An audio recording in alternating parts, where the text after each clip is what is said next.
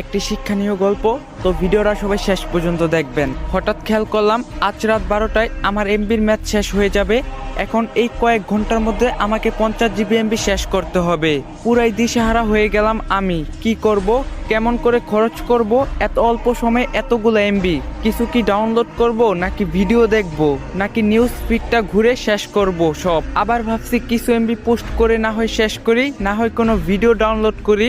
আসলে কি করব কিছুই বুঝতে পারছিলাম না। এত মূল্যবান এমবি গুলো এভাবে নষ্ট হয়ে যাবে, কোনো কাজেই আসবে না আমার।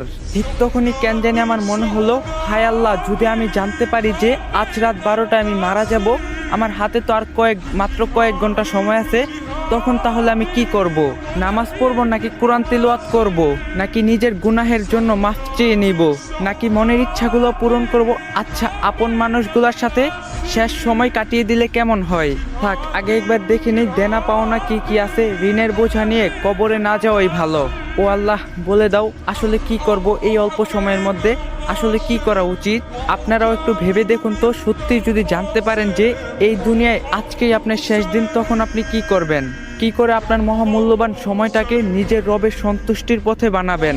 আসুন, সময় থাকতে আমরা নিজেদেরকে বদলাই। আল্লাহ আমাদের সবাইকে হেদায়েত দান করুক, আমিন। তো গাইস, যদি ভিডিওটা ভালো লাগে বেশি বেশি করে কপি লিঙ্ক করে দিবেন, কারণ আইডিটা ফিউজ আছে, আইডি আনফ্রিজ করে দেন। আর আপনারা যদি এখন থেকে ইসলামিক ভিডিও দিতে বলেন, অবশ্যই কমেন্টে বলবেন, কারণ আপনাদের কমেন্টের উপরে ভিডিও বানান। আপনারা যদি বলেন ইসলামিক ভিডিও দিতে, তাহলে ইসলামিক ভিডিওই দিন।